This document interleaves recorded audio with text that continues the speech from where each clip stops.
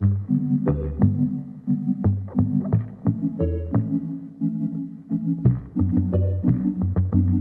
I never knew you knew your lyrics of a song that a guy made one song ever, and you know every single lyric to it. I'm so it gets even impressed. better. Hold on. Yeah. My name is Joker, habitual smoker. I burn so many trees that I have splinters on my children. And then I set my cup up on my booty like a coaster. I brag about my money, so they call me a buzzer. I holla giddy up like I was on the Ponderosa. You say that you don't feel me well, come a little closer. I show you what a gangster look like. My blunt shows me my ass. No. You gotta do the words. My blunt is filled with very deadly weed. I call it through my eye. Stay low like a gay dude's in the men's bathroom. Do you marvel at my flow or shiver at my genius? You think of STDs from all the hickeys on my penis. We let the beat live. These other rappers are a bore. I kill so many trucks they recognize me at a morgue. Bought a 20-pack of Trojans on my last trip to the store. I did a show that night and had to go the next day to my more. Buy more. Buy more. Thank you. There's another part.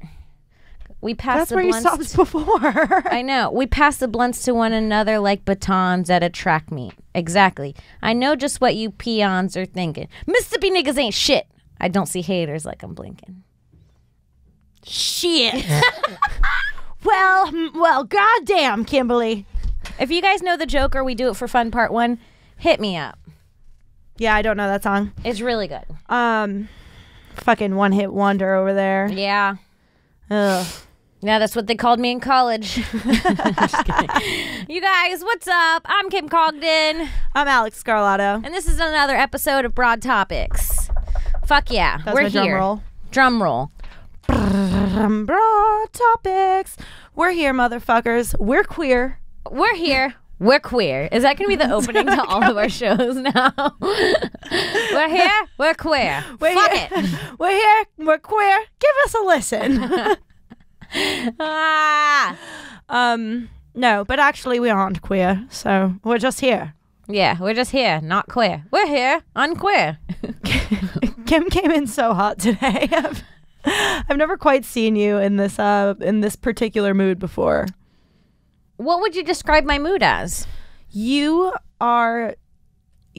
checked out. You're done for the day. You want to go home. I thought I was faking it well enough. No, you're faking it just fine, but I know you. You came in here and sat down on the couch and fired up Fortnite like we weren't even going to do a podcast. I came home like an angry husband and coming home to a stay-at-home wife for the house is dirty. And it's like, what have you been doing all damn day, Alex? You know, she came in, she tried 5 different jokes on just random people in the lounge and followed it up with nothing that was a bad joke. I've never heard you have to do that ever. Yeah, I don't know. I drink a lot of coffee. I'm feeling pretty weird today. I'm feeling crackhead jittery. I had 3 Cuban coffees. Have you ever had those? No. What is it? Oh my God. They're just coffees just loaded with sugar. I mean, they're so good. It tastes like an adult chocolate milk. I always feel like I want the feeling of a lot of coffee to be like the feeling of an Adderall, and it's not. It never is. It's like Adderall if it's like Adderall if Adderall gave you diarrhea.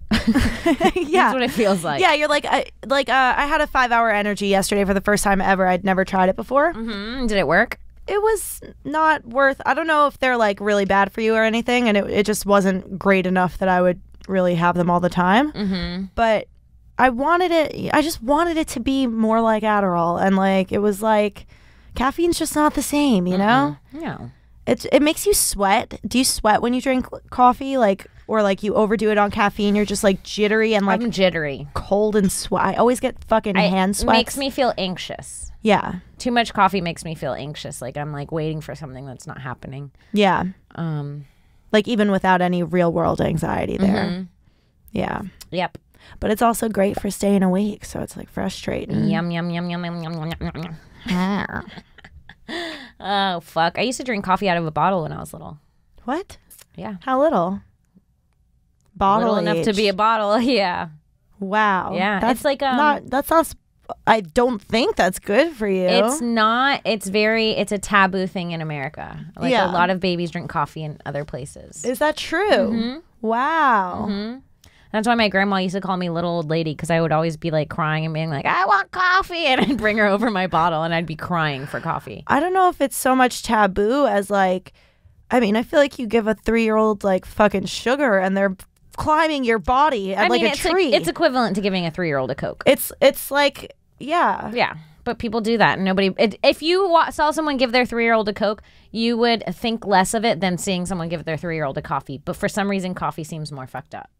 Yeah, I actually think giving your 3-year-old a Coke's probably a lot worse. I think giving your 3-year-old a Coke is so gross. My sister had my nephew's birthday party, and like people brought like drinks and food and stuff, and like in this cooler there were these. Remember those drinks that like.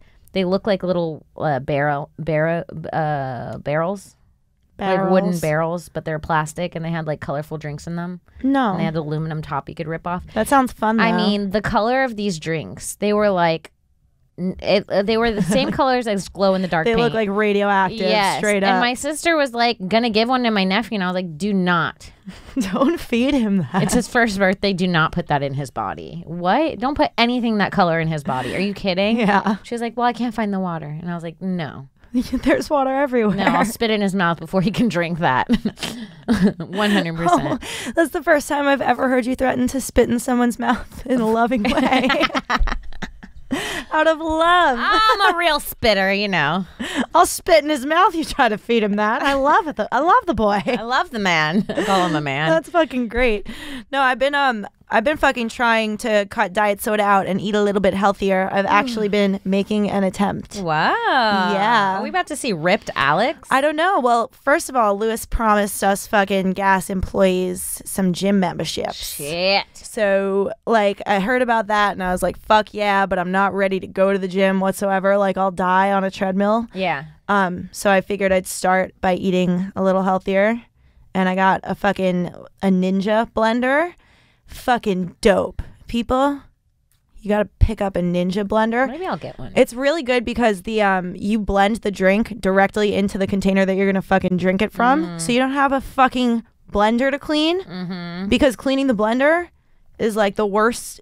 It's the worst thing in the kitchen to have to clean. It's the most annoying thing, I think. Well, I just learned that Ninja blenders are made for single people. 'Cause what if you 2 people want to drink that drink? There are 2 cups that you could make them into. Shit. It comes for 2. But, fuck.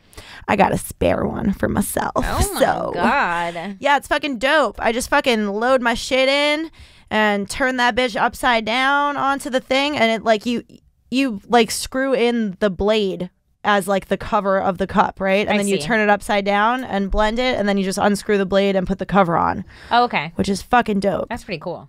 It's really cool. I really like taking in my vegetables in a juice. It's the easiest way for me. You'll do veggies in a juice. I like a fruit smoothie. Oh, I got to get you into a good veggie smoothie. Yeah. Yeah, because fruit smoothies are fucking, you're drinking sugar. It seems like veggie smoothies are difficult to... I put like oats in though. I put like a banana, some oats, some protein, that kind of shit. It's not the worst. It's not the sugary. worst. No. I could definitely do better. I just don't see how you're gonna make fucking kale taste good. I don't give a fuck. Oh my God. If you do kale, carrots, like lemon, ginger, it's so good. Ginger is really good in a smoothie because it covers up the taste of shit. But like once I see like a fucking green liquid, I feel like people are not meant to be drinking green liquid. It's so good. If it looks like diarrhea, I'm not into. I'm not gonna look at it and be like, but you have to know the taste, though. That's why. I used to be like that. I used to do my drinks. If I did like a healthy smoothie, it'd be like banana, strawberry, pineapple. I'd be like, do that with some yogurt, and I'd be like, I feel like red in color drinks are like nice. And then, do you remember fucking back in like the early 2000s, they had blue Coca-Cola? No. No. Was it Pepsi? Was it Pepsi Blue? Yeah, it was Pepsi Blue. Oh, shit. It wasn't that sounds Coke. more familiar. Yeah. That's crazy. I used to love that shit. And thinking about it now, I'm like, nothing that's not in like like it was just crazy to drink that shit. Yeah, nothing should be neon that you're putting in your body. And it was just for fun that they were like, it's still Pepsi, everyone. It tasted exactly like Pepsi, which was what was amazing about it. You take a sip and be like, this is Pepsi, but it's bright blue. What? If anything you're consuming is the same color as the theme of My Little Pony, spit it out. You're not supposed to have bright colors in your food. It's made of sunshine and rainbows, though, Kimberly. I mean, you're supposed to have colors in your food like vegetable colors, like red beets, orange carrots, yellow. Like, you're supposed to eat the rainbow. Yeah. I think that's like, it's crazy because I really do believe in like, how do I explain this? I do believe in following patterns. This is going to sound so hippie that the universe gives us. Right. But like there's a lot of things in like. Oh, I like this already. No, it is hippie. I was listening back to our show last week, I have to say, and at a certain point, and I was like, we are just two fucking hippies. Like, we're just two hippie chicks talking to each other about whatever. Yeah, we are. Crazy. Two hippie chicks. But yeah, go on. Like the patterns that the universe gives you. I just feel like anything that you see constantly that's like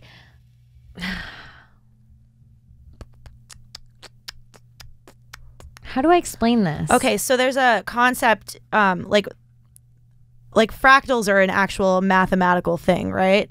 Okay. But there's also it like translates to a concept that's like in the world, like visually and everything. Where like, do you know what fractals are? Mm-mm. It's like a shape that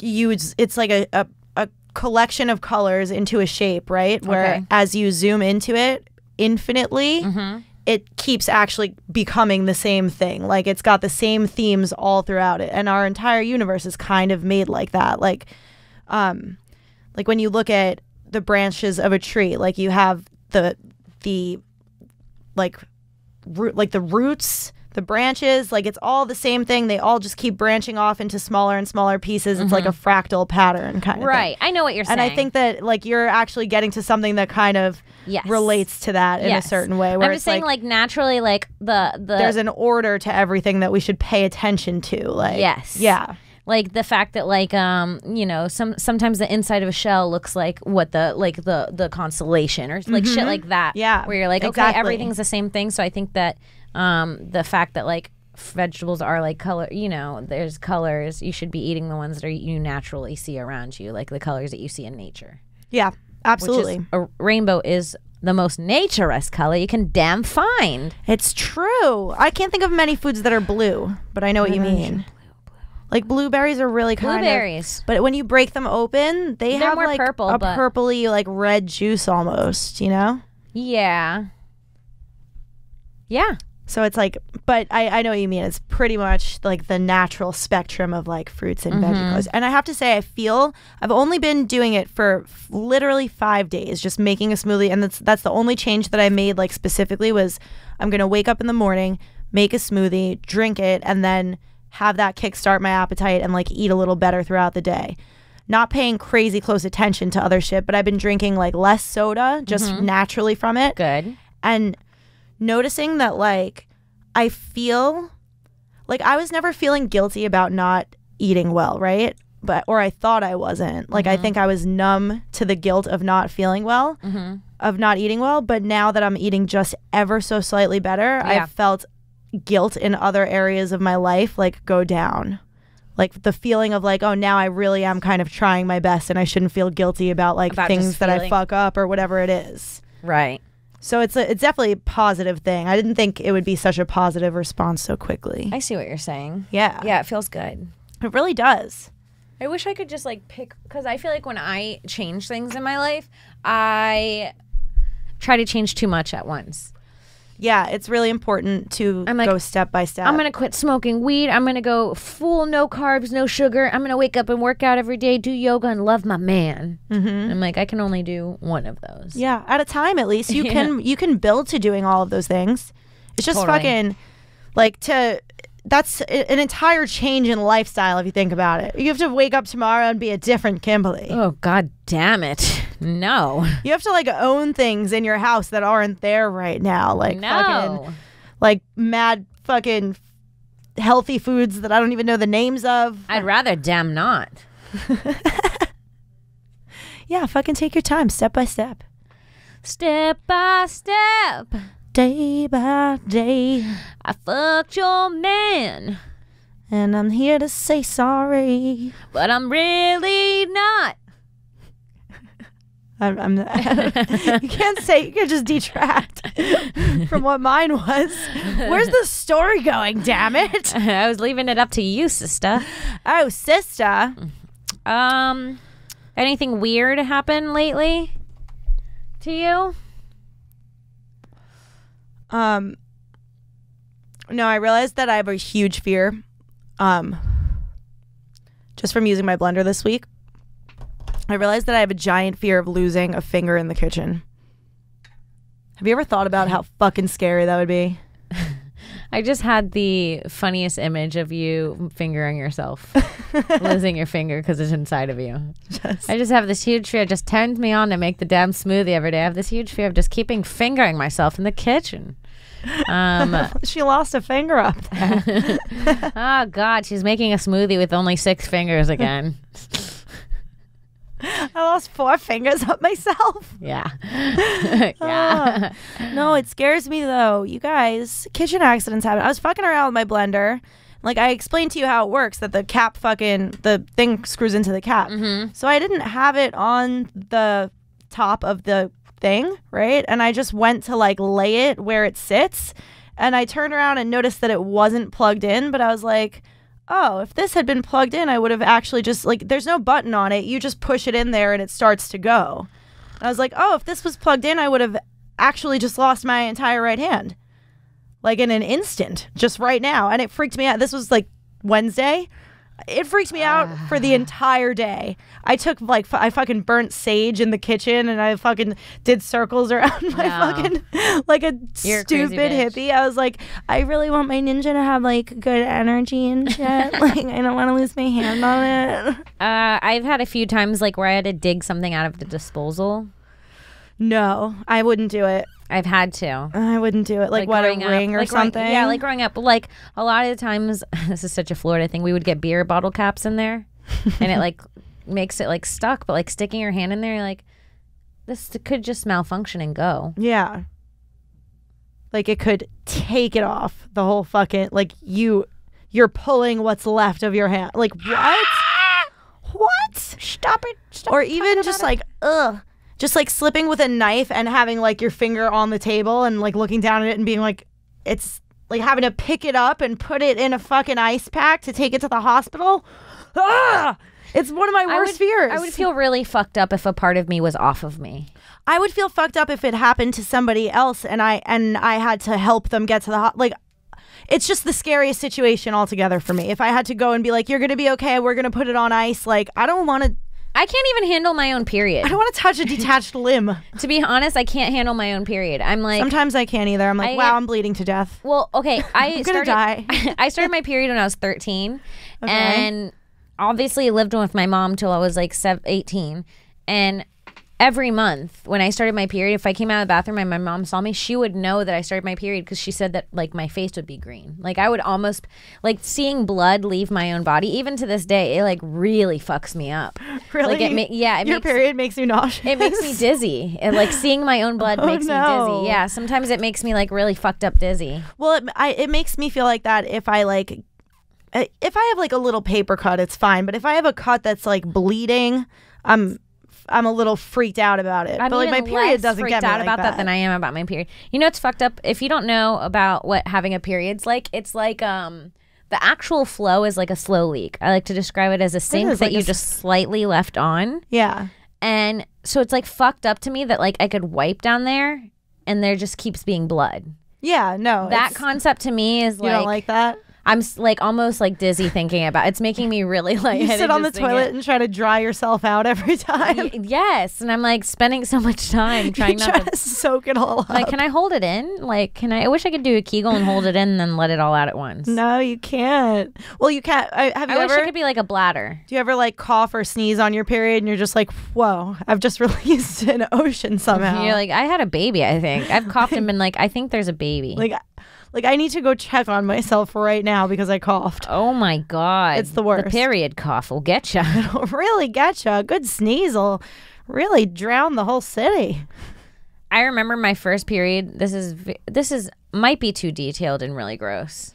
Go for it. And I know our demographic is mostly men, but fuck it. My first period, the way that it felt, I thought if every period was going to be like this, I was like done being a woman. I was like, I'm going to kill myself. Because it was not painful, but like the blood was coming out in like almost like clots. Yeah. Like, and you could feel it like coming out clot by clot. And I was like, this is an awful feeling. Because now it's just like blood, like wet, like that's really, wet blood. But that fucking happened to me when I stopped taking birth control. Like I was on birth control for a while. I was having like really light periods, and then when I stopped, it was like a few months of like nightmarish, like like literally looks like a fucking horror movie. Like I literally would turn around and look in the toilet and be like, "That's scary. That looks like something happened here." Like what the fuck? It's never fun, and it's just to think that I'm 28 and I started my period when I was 13. Like I've had my period, what is that, 14, 15 years? 15 years? I've been bleeding every month for 15 years. That is fucked up. And you know what's fucked up about my period? I get a full 7 to 8 days. That is fucked up. Every month. Wow. And I also get 3 days. To 4 days. Yeah, you get 3 to 4 days. I get a full 7 to 8 of bleeding 3 or 4 days before I start, I'm cramping. That's bad. I only cramp on the first day. Half of my life I'm spent PMSing. Pretty much. Yeah. But you kind of handle it. Like sometimes fucking period Kim comes in all fun. She's like, I got my period, guys. What's up? I'm like, smell this. Yeah, no, I've just learned to deal with it. But yeah, they're very, very long. And mine also, like, I get symptoms before. I'm bloated for a few days after. My whole life is a damn period. When I got mine, I was 11. 11. Mm-hmm. So young. I was really young, and I was like embarrassed of it because I was the first of any of my friends to get it, and I didn't tell my mom for like 2 months. No. I just dealt with it. No. Yeah. What'd you do? I like toilet papered it? Toilet paper, like you take a whole fucking roll. You just took the roll? Just the roll? Like it's like half pants? a roll, and you just like, I would fold it up like really neatly, halves and halves and halves, until it was about the size of a pad, and just make it work. No. Yeah. But it wasn't bad. It wasn't like it was my first time ever, so it wasn't that bad. I literally got my period 13 years old, middle school, on the way home on the school bus in a white skirt. That sucks. And I could I felt it start like on the bus, and I was like, what is that? And I put like my jacket over my pants. No one saw, but I was like walking home, and then I told my mom, and she handled it the worst. Really? Oh my God. She like traumatized me. How? She cried in my face. That was part of me not wanting to tell my mom, is like, it's like a whole thing with your parents. It's embarrassing already. You don't even want to talk about it. And then your mom's crying and calling you a woman. Yeah. Your mom was like calling me a You're woman. like, get away from me. Let me just have bleed in peace. Please. Yeah. And then she told my stepdad. And I was like, why would you tell him that? I think we talked about this. And then everybody was staring at me at dinner asking me if I was okay. And then I could hear my mom on the phone crying to her relatives that I started my period. Got her period. Yeah. She bleeding now. My baby girl, she bleeding from the vagina. That's exactly what she said verbatim. Yes. I love my baby. She's a woman now. She's a woman. She's a woman. Now she can take the freaking sperm. And she take a pee-pee in there now. Now she can get freaking press nick.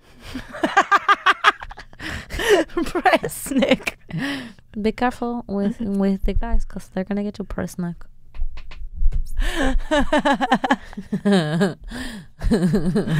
Oh, my baby girl has a baby girl of her own in there now. My baby girl, her pussy so bleed. Her pussy so bleed. Her pussy so wet with the bleed. Her pussy so wet, blood. Oh, fuck. Your impression of your mom's my favorite thing. Kimberly, because you better be freaking careful, because now you can get press neck with your wet pussy, blah, blah. Did your mom have the talk with you? Like the sex talk ever? Did she give you like sexual advice as a kid? No, I mean, she was like, our sex talk was always like really bad. It was like, don't have sex before you're married or you're going to hell. Haha. That's what I got. So like literally like I lost my virginity when I was 17. Did you lighten up with your sisters? Doesn't your sister have a baby? Oh yeah, she really lightened up. Yeah, the sister like younger than me, the one next to me, like closest to my age, has a baby, and then the one even younger who's 17, her boyfriend lives at the house now. Damn. Yeah. And you were the one who was like... Now I had to burn in hell for fucking looking at a dude. Yeah.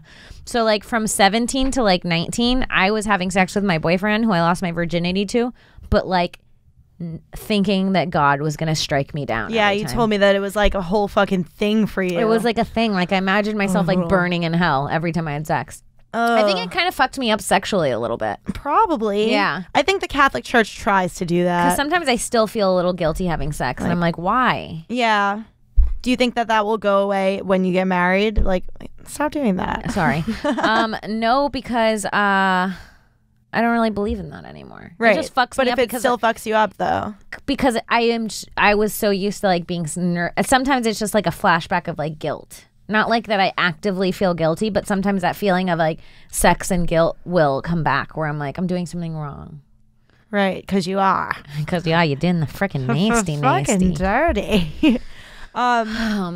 Shit. No, I feel guilty about plenty things, but I feel like sex is not one of them. Me neither anymore. Right? Yeah. I feel guilty for not being like kinder to people. Like at the end of the day, sometimes I go home and I'm like, I could have helped people at work more today or like been nicer to certain people or whatever it is. I feel guilty about being lazy.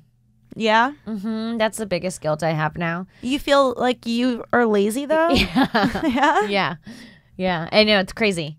I mean, I see you, we work together a lot. I see you always in the context of work. So like. Yeah, I know. I know that I do a lot of stuff, but I feel like if I ever have downtime, I feel like I should be doing something.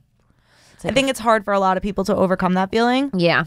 But what are you usually doing during your downtime? I just always, during my downtime, I'm like playing Fortnite or just like chilling. But like I always have this feeling like, especially with my career, I could always be writing a TV show. I could always be writing some sort of pitch. I could always be thinking of a new... Yeah. You know what I'm saying? Like the work never ends in this business. Like there could always be more that I could do to help my own career. And like when I'm not doing that, I feel... awful. Dude, I literally know exactly what you mean. I think that comes with this kind of career because as soon as I finish like all of my fucking weekly responsibilities, whatever they are, I'm like, okay, so I could chill for the weekend, and then as soon as I'm relaxing, like fucking hanging out, I'm like, or I could be doing more things for the shows. Like I could be cutting more clips. Yeah. I could be fucking researching things, finding it never ends, but I feel like it's important to like downtime is just as important. You can't be working 100% of your time. Yeah. So to feel guilty about downtime is kind of counterproductive. No, it is. Yeah, no, you're right. You know? Yeah. You gotta enjoy it. Be like, yo, this is my Fortnite time, bitch. I'm gonna murk him. I'm gonna kill bitch. All right, Alex, before we move on, I really want to do this because without this company... we would be sober. What would we be? We would be fucking nothing. We would be the dirt underneath my damn toenail. What would this world be where it's not for smoked honey? Smoked Honey, you guys. They are sponsors for Broad Topics podcast. They're the best sponsors. If you don't know what Smoked Honey is, they're a distillate company. They make vape pens. They make dab darts. They make their own distillate. Well, they do something a little different that other companies do. They actually... take an extra step to clean out the bad terpenes in their own distillate and replace it with good terpenes. And their company has a bunch of different strains. They have their own strains. They've had strains you've heard of. My boyfriend has his own strain here, King Louis J. So if you want to smoke on my man, that's the only way you can do it. If not, I'm going to beat your ass, bitch. Okay. Guys, when you get your smoked honey pen, really fucking cool. Give it the bubble test. Oh, yeah. Flip that motherfucker upside down and watch how goddamn slow it takes this bubble to rise to the top. It's as thick as fucking molasses, and that's how you know that it is completely clear of all additives and solvents that would degrade the quality of it. Right. If you turn your vape pen over and it moves like one of those measurement bubblers, yeah, throw that shit out. Throw that shit out. Throw that shit out. And if you're over the age of 21 and living in the California area, hit up smokedhoneyca.com or Smoked Honey on Instagram and get yourself a good vape pen. Get yourself the best vape pen. The best vape pen. For sure. It's Smoked Honey. Tell them we sent you. Fuck yeah. All right, let's keep it going. My the things that I feel like three things ever, and it's like funny, guilty, or scared of dying.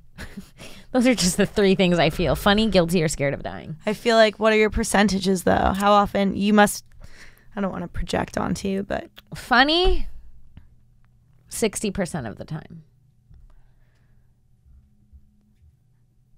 No, I take that back. Funny, 40% of the time. Really? Yeah. Okay, that's shocking to Guilty 20% of the time. me. Okay. Scared of dying 40%. You're equally funny and scared of dying? Yes, probably a little more scared of dying than I am funny. Oh no, Cammy is so fucking funny. That's not good. I think that my being funny really stems a lot from the fear of dying, too. Well, I think that is probably true. I think people with a fear of dying are more creative, more thoughtful, all that kind of shit. Yeah. But you appear like to be feeling funny fucking 90% of the time, afraid of dying maybe 8% of the time, and guilty 2% of the time. If I'm not being funny, I'm thinking about death. Okay. Just know that. Your own death? Is it mostly your own death or the people around you? It's mostly my own. See, whenever I think about death, I'm like, fuck, my parents are gonna die. I know, that really fucks me up too. But you know what? Like, I spend Saturdays at home. I can't tell you how many episodes of The Sopranos I've seen this month because my parents are going to die one day in the future, where I'm like, I have to sit with them. They're watching The Sopranos. They're so cute. I'm not going to always be able to sit and watch The Sopranos with them. I'm with them all the time and just being like, don't die today, guys. Oh, my God. My mom's like the worst. My mom doesn't let me do that because my mom is like, I'll be like, Mom, I don't want to go to the store with you. And she'll be like, you'll see. You only get one mother. You never get another. And then she'll leave. And you're like, what the fuck? So you know how fucked up you're going to feel about that when she does die? You're going to be like, well, she always told me. When I was a teenager, every time I gave my mom an attitude, she's like, you're going to remember this when I'm dead. That's what she'd say to me. That is such a fucking guilt. Such motherly guilt there. So maybe the guilt comes a little bit from my childhood. That's perhaps a thing. Yeah, I mean, everybody's got fucking guilt shit with their parents, but You're God. You're going to remember this when I'm dead. You're going to remember all those times you were mean to me. No. And I'm like, why would you do that to me? Oh my God. I'm your my daughter. grandma would do that too, and she was right. Like, she was 100% right. Now I'm like, I wish I was nicer to you, but like then. It's so crazy. It sucks. My grandpa died and I was so nice to him. We were so close. And it was really nice having, I mean, not that he died.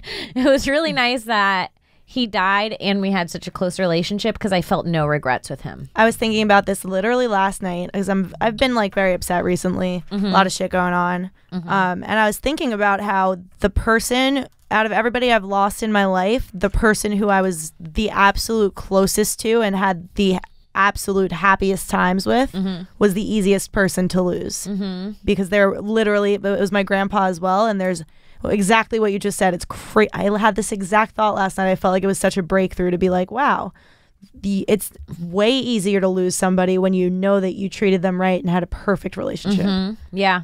And my grandpa also like really prepped me. I feel like in one of my old phones, I have to find a charger for it. In one of my old phones, I have a video of him drunk at a Christmas party like 2 years ago. And he's like whispering in my ear. I'm like secretly recording it. He's like, you know, I'm going to be dead one day. He would always prep me for his death. He's like, I'm going to be dead, but don't you be sad when I'm dead. Because I mean, literally every year he would be like, I'm going to be dead next year. Every year. I'm going to be dead. My grandpa's exact words were like, you know, kid, I'm on death's doorstep. I can feel it. He'd say it. For 5 years, he was on death's doorstep. Yeah, my grandpa too. Your grandpa was the white version of my grandpa. Yeah. My grandpa was like, Kimberly, Grandpa is always your best friend. He would always say that. Remember, Grandpa's your best friend. When I die, you don't cry. You look up and you say, he was my best friend. That's what he said. He's so cute. That's so cute. Yeah, my grandpa would say similar things. He'd say, listen, when I die, you could cry for 2 months. That's it. Then I want you to stop. I want you to pull it together. Oh, Grandpa gave me 2 months, that selfish prick. Like, 2 months is a long time to cry. You get 2 months to be upset about it.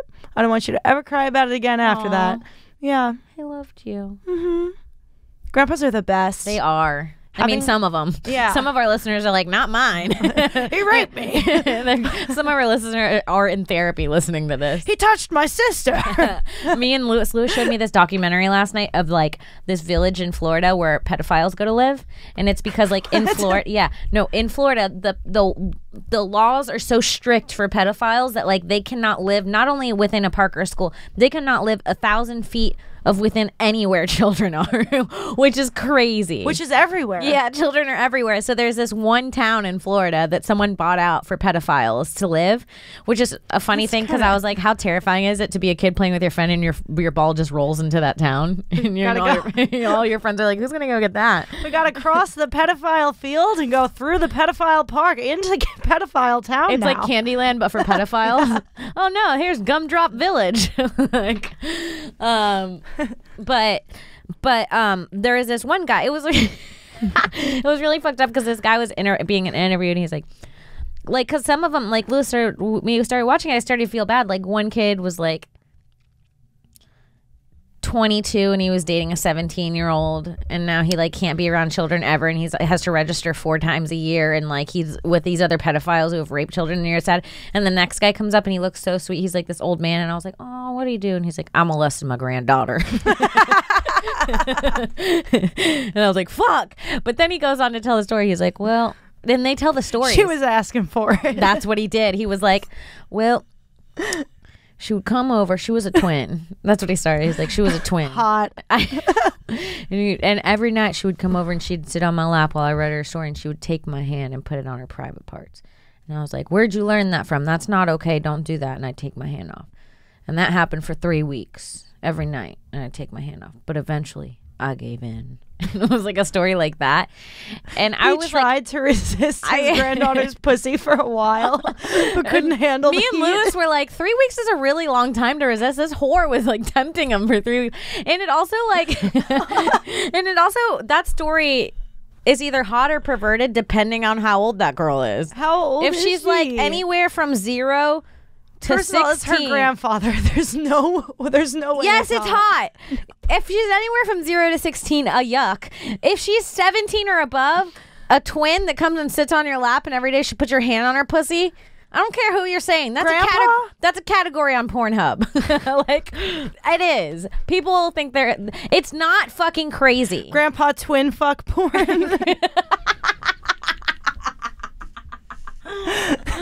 Just farting and fucking. If you put the G in on my computer, the rest just fills itself in. Grandpa twin porn. Oh my god. Oh my god. Fucking gross. I mean, yeah, pedophiles are fucking assholes. Not great. Fuck a pedophile. Like fuck them. Like fuck them. Like fuck you. Not like fuck them. Like give them intercourse. It's like I get you got an urge. I get you can't control your urge, but like control your shit, man, you know? We all have damn urges we control. You know, yeah. The urge could fucking be there in your head, but like control that shit. Don't touch a kid. But at the same time, it's like, you ever stop eating sugar and then you see sugar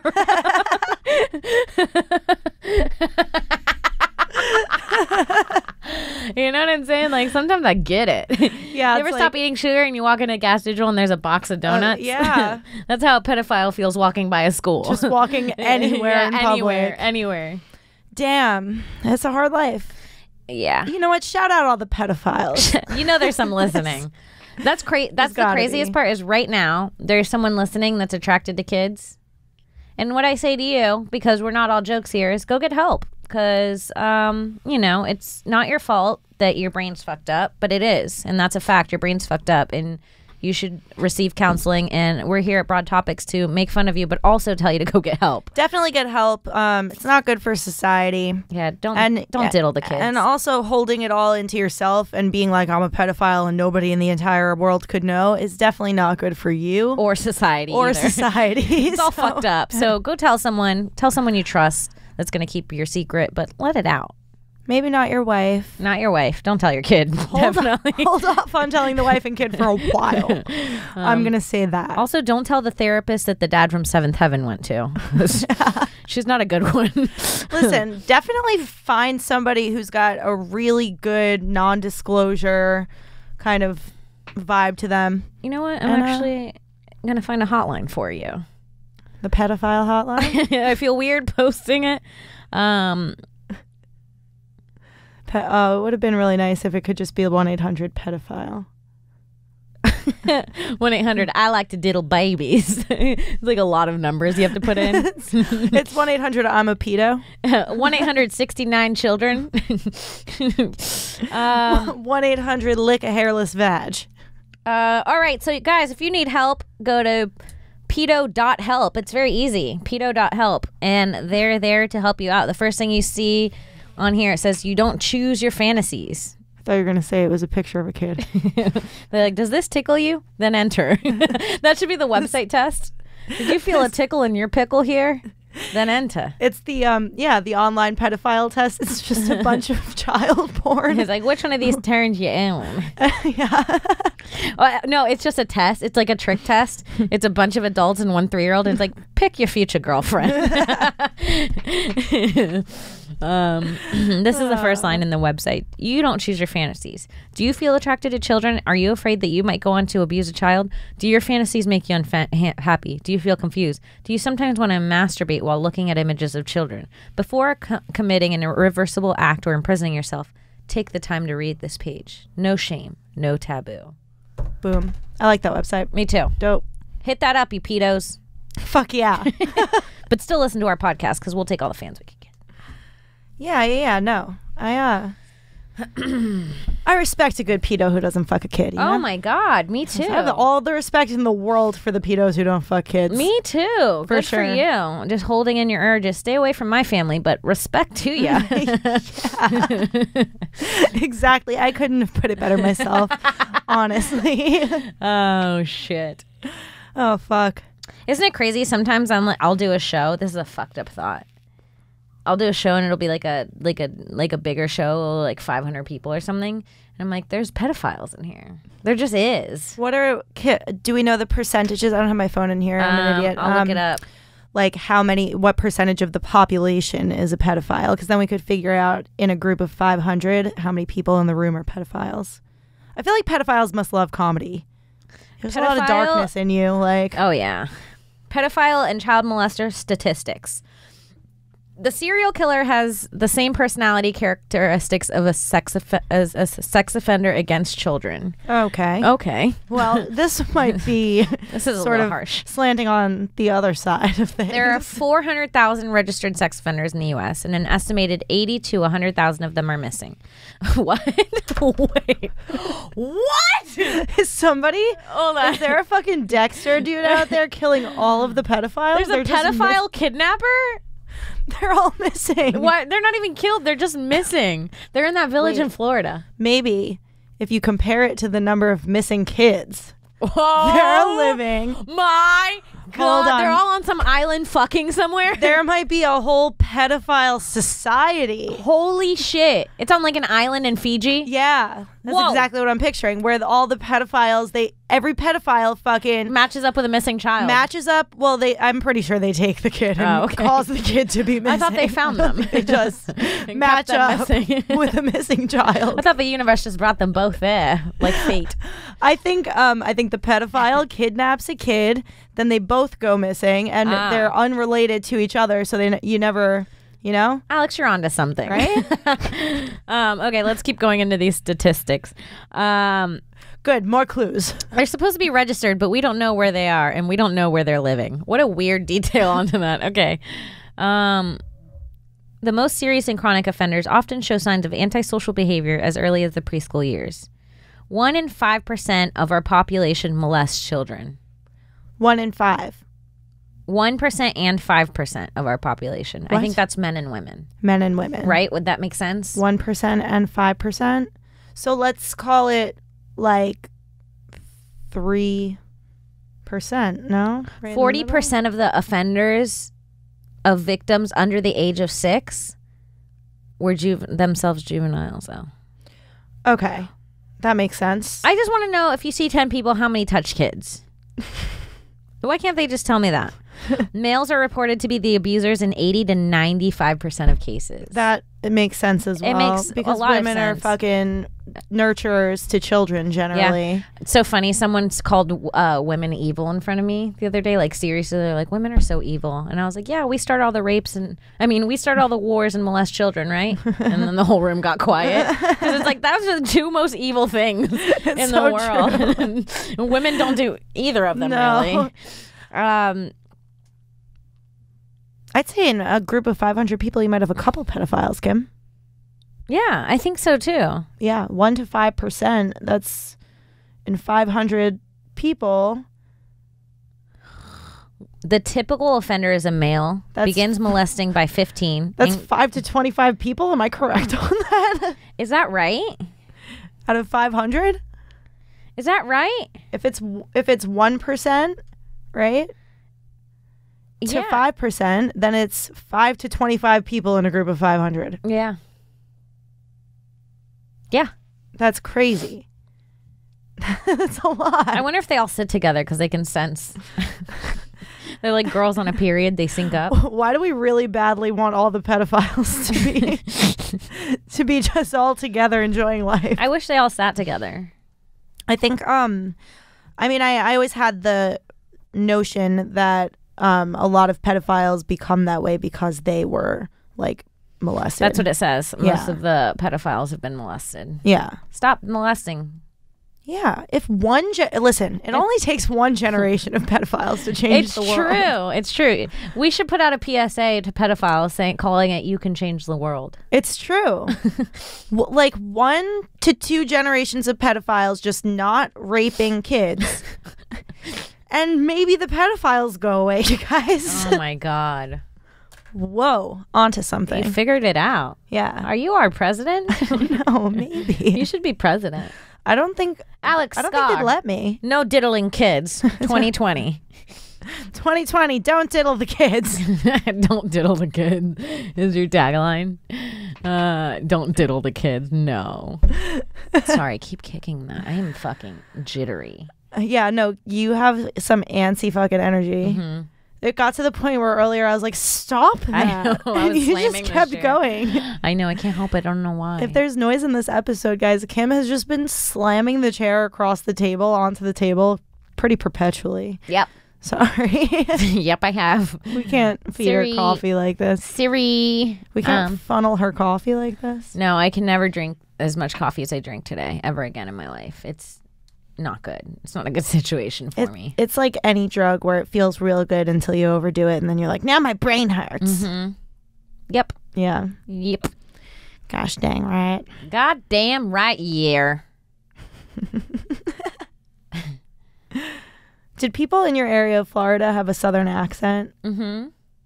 Did you grow up with one? A little bit. Sometimes I still say things that like people will call out. Yeah, I know. I noticed that. Like what? I just remember at Rosa's, mm-hmm. you said at a certain point, "Yes, sirree, Bob." and, yes, sirree, Bob. And Becky said, "Kim, who raised you?" I also say like I say the word SAW weird. Saw. Yeah, but I say like I'd say it like in a sentence like, "Oh, I saw it over there." Saw. Like SAL. Yeah, I saw him. Or like instead of saw him, or wait, how do you say it? Saw him? I'll say like I saw him. I saw him. Mm-hmm. I solemnly swear. I saw him over there. Doesn't that sound country? I saw him over there. I saw him over there. I don't know. My country accent's a little over the top. I feel like you gotta like really go down with it. Well, if you want to talk like you're from Florida, you gotta think racist. You gotta think Confederate. You gotta think Confederate. Don't tread on me. Don't tread on me. These colors never run, never have, never will. Boy, this is my property. Boy, you should know Was that good? Boy, get up. One time my sister had this black boyfriend. Well, she always has a black boyfriend, but her last black boyfriend, he Respect that. He slammed the door. My stepdad kicked him out because he stayed too late. This was before she was allowed to have boys stay over. This was when she was like 15 or 16, and he was caught like still there after midnight or something, like past her curfew. And he was like, "You I already told you can't be here past midnight. Like now you can't come back at night anymore." And the boyfriend on his way out left and slammed the door. And my stepdad, who's like white, you could see his white redneck chest get red, and he opened the door. He's not even redneck. He's like a California surfer dude, and he got so racist redneck with what he yelled that like I was quoting it in my family. Like it was a year ago, and I still quote it in my family, and everyone laughs because like he opened the door and he's like, "Get out of here, boy, and you better not come back till I let the dogs out." Yee. Like it was like I don't. It wasn't exactly that, but that's what I heard. Like that's his redneck. It was like, "Get on out of here, boy, and you better not come back till the dogs start hollering about yee yee." It was like some redneck shit that ended with yee yee, and his chest was all white and red.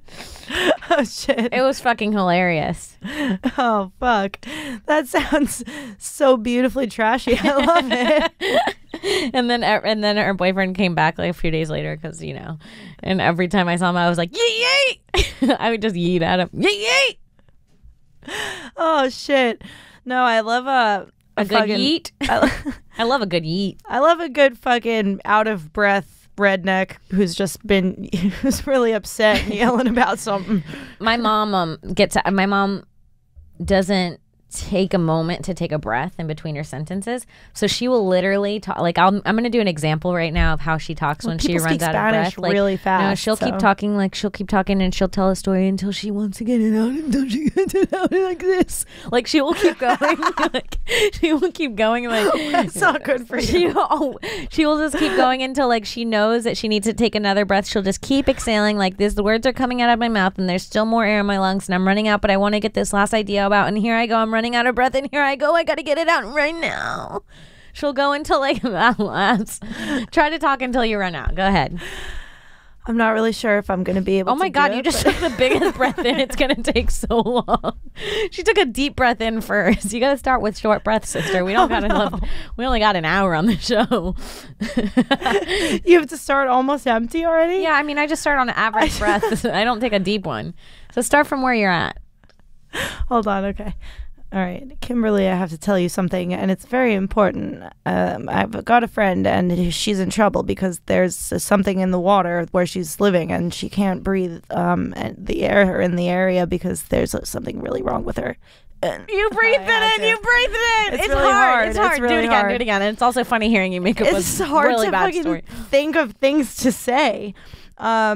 Let me try to think of an actual story to tell. Well, no, I'll just talk about something weird like church. I hate going to church because there's a lot of people there who believe in something that I think is absolutely crazy. And the idea of actually believing in it and dedicating a week of your time every single Sunday to go there is just absolutely out of your mind because aren't there better things to do? Isn't it hard? It's really hard. She does that every day in every conversation. That's not good for your respiratory system. She'll say it and me and my sister will literally mock her. We'll be like, yeah, you want to do that? Like back to her. So you're saying unless she's got like a Twitter's worth, like a tweet's worth of things to say before she starts to like run out of breath. And if she has to keep her thoughts compressed to like that 280 characters or so in order to be talking like a normal human being. She has to get it out in one thought. If she has anything really important to tell you that's very detailed, it's going to be insane. Yes.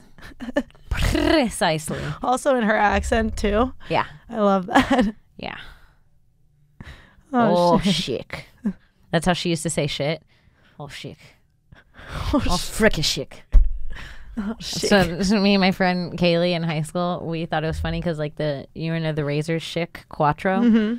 So we would be like, we'd go, and she had this voicemail, and it was like, "Hi, you've reached," and you know how they say their names. She said Mary, but it sounded all fucked up like Larry. So we're like, "Oh shit, Quattro times 5, Larry." Oh shit, Quattro times 5, because the razors were shit Quattro times 5. Shit, Quattro times 5, Larry. I still call her Larry to this day. Look, I don't know how you make Larry. This is our voicemail. You've reached the voicemail box for Larry. And we were like, what the fuck? All you had to do was say your own name. Oh, fuck. Oh shit, I love that. She's crazy. Kimberly, she's your mother. You have to respect her. She's not going to be here forever. You only get one mother, you never get another. You never get another. There's that fucking poem she has about being one mother. I'm like sick of it. Such an annoying rhyme. You only get one mother. You never get another.